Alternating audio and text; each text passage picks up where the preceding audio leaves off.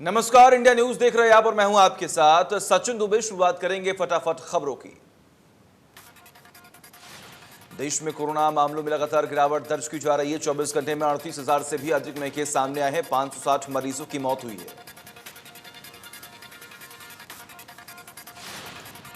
है। दूसरी लहर के बीच अब देश में एक्टिव केस से 4 लाख से भी ज्यादा हैं। कोरोना मरीजों के ठीक होने से अब जो रेट है वो लगातार बढ़ते चले जा रहे हैं। 24 घंटे में 43,000 मरीज रिकवर हुए हैं। महाराष्ट्र में कोरोना के केस लगातार कम हो रहे हैं। एक दिन में महाराष्ट्र में कोरोना के 7,000 नए मरीज मिले, जबकि 13,000 कोविड मरीज ठीक हुए। 167 मरीजों की जान चली गई।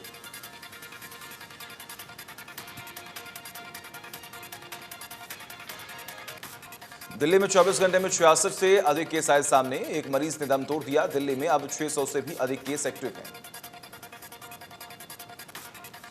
तो देश में कोरोना से 46 नए मामले आए सामने। 24 घंटे में 8 लोगों की मौत हो गई। 44 से अधिक मरीज ठीक हुए और अब एक्टिव केस 800 से भी ज्यादा हैं। कोरोना के कम होते केस के बीच लोगों की ओर से बढ़ती जा रही लापरवाही के बीच केंद्र सरकार ने चिताया। सरकार ने कहा कि अगले 100 से 125 दिन सिस्टम और लोग दोनों के लिए महत्वपूर्ण हैं। केंद्र सरकार ने कहा कि भारत अभी तक कोविड-19 के खिलाफ हार्ड इम्यूनिटी हासिल नहीं कर सका है, जिससे वायरल संक्रमण के नए प्रकोप की संभावनाओं से इंकार नहीं किया जा सकता है। नीति आयोग के सदस्य डॉक्टर वीके पॉल ने कहा कि अब संक्रमण को फैलने से रोकने की जरूरत है और ये कोविड उपायुक्त व्यवहार को अपनाकर ही संभव है। पीएम मोदी ने तमिलनाडु, आंध्र प्रदेश, कर्नाटक, उड़ीसा, महाराष्ट्र, केरल के मुख्यमंत्रियों के साथ वीडियो कॉन्फ्रेंसिंग के जरिए कोरोना को लेकर हालात पर चर्चा की।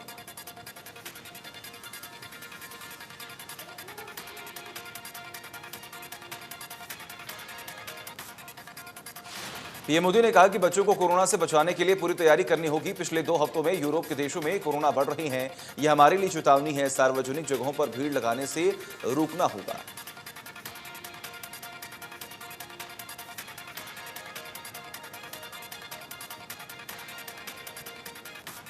पीएम मोदी ने कहा कि हम इस समय एक ऐसे मोड़ पर खड़े हैं जहां तीसरी लहर की आशंका लगातार जताई जा रही है।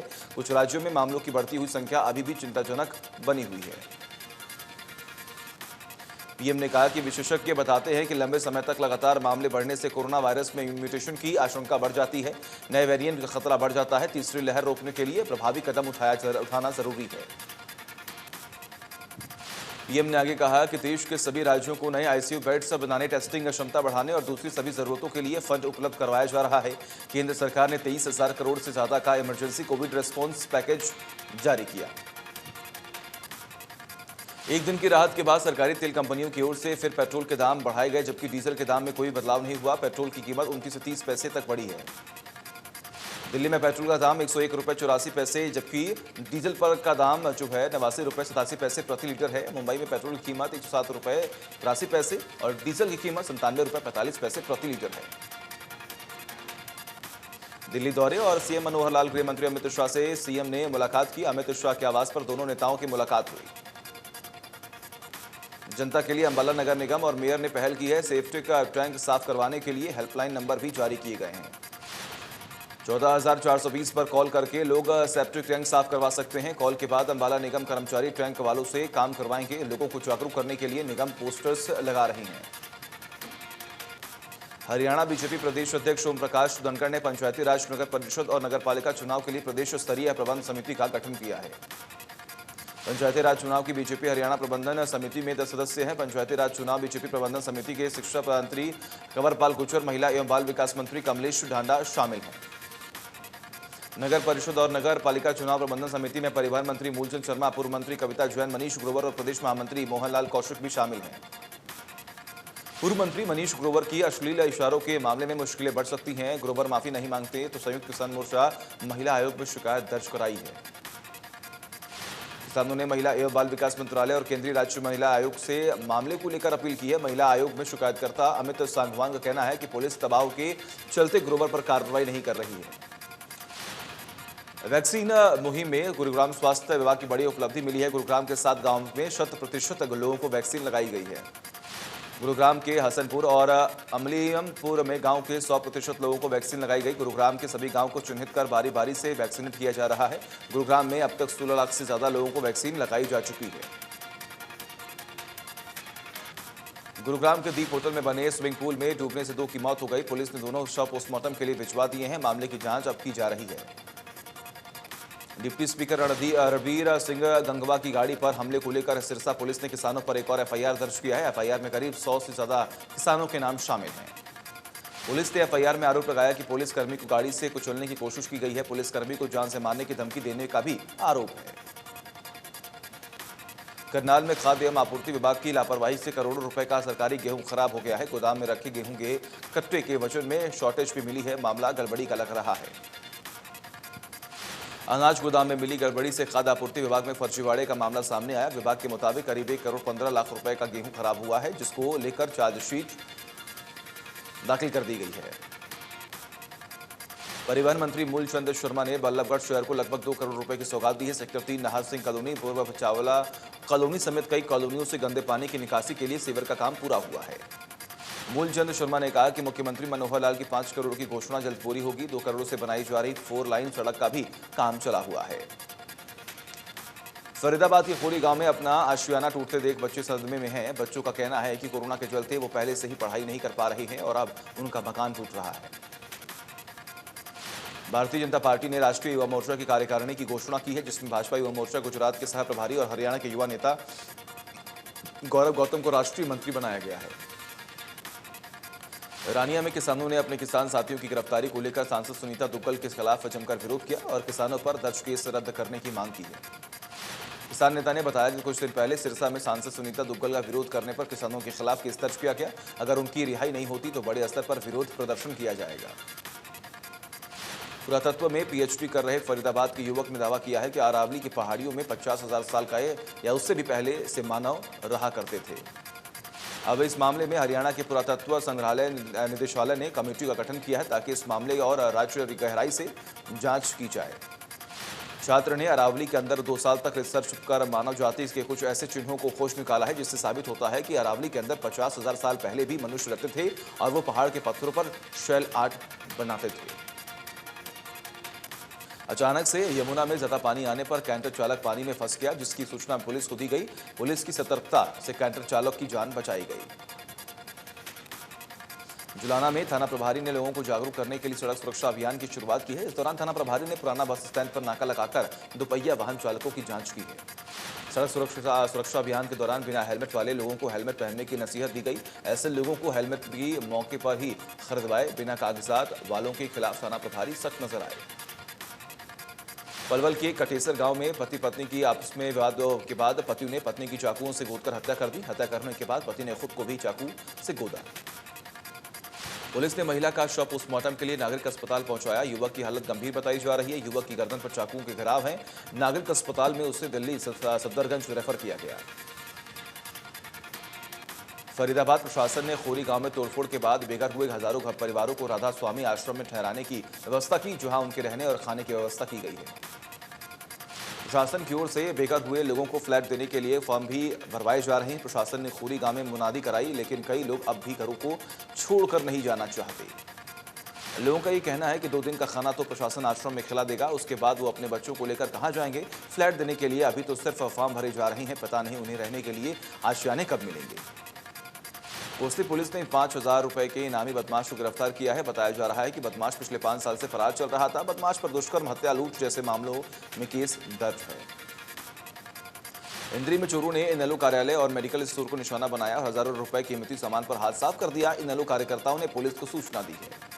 इनेलो कार्यकर्ताओं का कहना है कि स्वीपर ने सूचना दी कि कार्यालय में सामान बिखरा और टूटा पड़ा है। चोर कार्यालय से गैस सिलेंडर और पंखे भी चोरी कर ले गए हैं।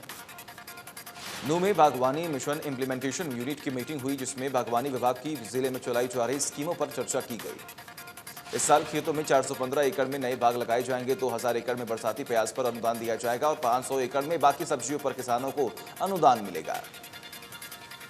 फरीदाबाद के सेक्टर 3 में अग्रवाल सभा ने पौधारोपण किया और लोगों से ज्यादा अपने आसपास पेड़ लगाने की अपील की। सेक्टर 3 के सभी पार्क में हर हफ्ते 2 पौधे संस्था की तरफ से लगाए जाएंगे।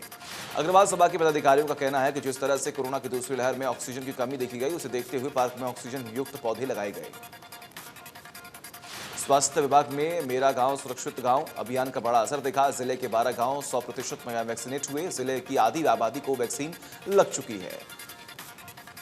गोहाना में नहर टूटने से 200 एकड़ फसल खराब हो गई है। अहमदपुर माचुरा गांव में खेतों से जा रही ट्रेन नंबर 8 का 10 फीट का टुकड़ा टूट गया। ग्रामीणों का आरोप है कि कई बार फोन करने के बाद भी अधिकारी नहीं पहुंचे। अगर जल्दी नहर के पानी को पीछे से रोका नहीं गया तो गांव में पानी घुस सकता है। ड्रेनों की समस्या समय पर सफाई न होने तक ड्रेन टूटने की वजह बताई जा रही है। ग्रामीणों ने मुआवजे की मांग की है। पानीपत में सनौली इलाके में गांव छाजपुर कौला में ड्रेन नंबर 2 के तटबंध में कटाव होने से ट्रेन टूट गया, जिसके चलते ड्रेन का पानी साथ लगते गांव में घुस गया है। पानी घुसने से आसपास के गांव के करीब 60 एकड़ में खड़ी फसल खराब हो गई। सूचना पर सिंचाई विभाग के एसटीओ टीम सहित मौके पर पहुंचे और बचाव कार्य में जुटे हुए हैं। जरकेदादरी लघु सचिवालय में बदहाल सीवर व्यवस्था और पेयजल की मांग को लेकर लोगों ने धरना दिया। इस दौरान सब्जी मंडी एसोसिएशन के प्रधान ने कहा कि कई बार डीसी को ज्ञापन दिया गया, लेकिन कोई समाधान नहीं है। कांगनपुर रोड पर फाटक के पास लोगों ने जाम लगा दिया। बताया जा रहा है कि पानी सप्लाई न होने की वजह से लोग परेशान हैं। वाटर वर्क्स कर्मचारी को डॉक्टर की शिकायत पर निकाल दिया गया है। कॉलोनी के लोगों का कहना है कि डॉक्टर के कहने पर वीरेंद्र सिंह की बदली कर दी गई है। लोगों का कहना है कि कर्मचारी को फिर से बहाल किया जाए, वो ठीक से काम कर रहा था। रेवाड़ी में राजकीय महिला कॉलेज में मूलभूत सुविधाओं की कमी को लेकर छात्राओं का गुस्सा फूटा है। एबीवीपी छात्राओं ने प्रिंसिपल ऑफिस के बाहर धरना दिया। छात्राओं का कहना है कि शौचालय पर लंबे वक्त से ताले लगाए गए हैं। प्रदर्शनकारी छात्राओं का आरोप है कि भयंकर गर्मी के इस मौसम में भी कॉलेज में पीने का पानी तक नहीं है। वाटर कूलर खराब पड़ा है और कॉलेज का पानी खारा है। सिरसा में दलों की स्टॉक सीमा तय करने के विरोध में मंडी बंद हो गई, जिसके चलते अनाज मंडी में खरीद नहीं हुई। आढ़ती एसोसिएशन का कहना है कि आढ़तियों ने दुकानों को बंद किया और उसके बाद विरोध व्यक्त किया। आढ़ती एसोसिएशन ने कहा कि केंद्र सरकार की नीतियों के विरोध में सिरसा की अनाज मंडी भी बंद रखी गई है। उन्होंने कहा कि मंडी में फसलों की कोई बोली नहीं की गई है, कोई भी काम नहीं हुआ है। आर्मी की खुफिया जानकारी लीक करने के मामले में पलवल से सुरेंद्र नाम के शख्स को गिरफ्तार किया गया। सुरेंद्र पर आरोप है कि वो पाकिस्तान की खुफिया एजेंसी को सूचना लीक कर रहा था। आरोपी सुरेंद्र हरियाणा पुलिस में सिपाही के पद पर तैनात था। पलवल लघु सचिवालय में डीपीओ गार्ड में ड्यूटी कर रहा था। आरोपी सिपाही साल 2018 में फौज से रिटायर होकर पुलिस में भर्ती हुआ था। यमुनानगर में ईंट भट्टा मालिक से लेबर के नाम पर 3 लोगों के 4 लाख रुपए की ठगी कर ली। बार-बार फोन करने के बाद भी ना रुपए वापस दिए और ना ही लेबर दी गई। भट्टा मालिक ने 6 महीने बाद मामले की शिकायत पुलिस में दर्ज कराई। पुलिस ने एक आरोपी को हरिद्वार के पास से गिरफ्तार किया। बाकी 2 आरोपियों की भी जल्द गिरफ्तारी का दावा किया जा रहा है।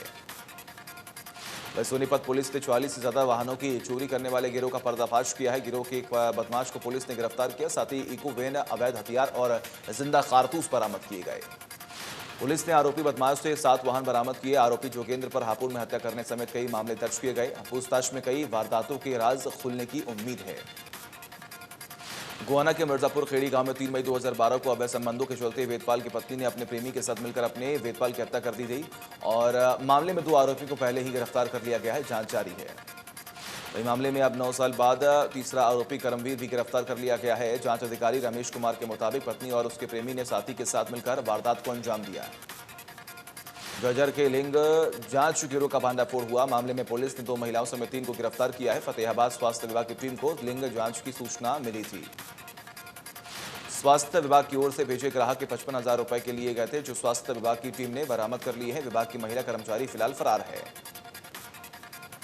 पूर्व मुख्यमंत्री उप मुख्यमंत्री चंद्रमोहन ने अभयपुर में डायरिया की चपेट में आए लोगों से मुलाकात की। करीब 180 के मरीज अस्पताल में भर्ती हैं। पूर्व डिप्टी सीएम ने प्रशासनिक अधिकारियों से भी चर्चा की है। पानीपत के मॉडल टाउन में कमरे में 46 साल के शख्स का जला हुआ शव बरामद हुआ। पुलिस ने दरवाजा तोड़कर शव बाहर निकाला और पोस्टमार्टम के लिए भेजा है। पुलिस ने मौके से एक सुसाइड नोट भी बरामद किया है। शख्स पर घर अकेले बताया जा रहा था और पत्नी अपने मायके आगरा गई हुई थी। बताया जा रहा है कि प्रॉपर्टी को लेकर कोई विवाद चल रहा था। कैथल में 23 लोगों को पुलिस की ओर से खुशखबरी है। ये 23 लोग वो हैं जिनके मोबाइल खो गए थे। लोगों की शिकायतों के बाद साइबर सेल ने IMEI नंबर के आधार पर मोबाइल को खोज निकाला।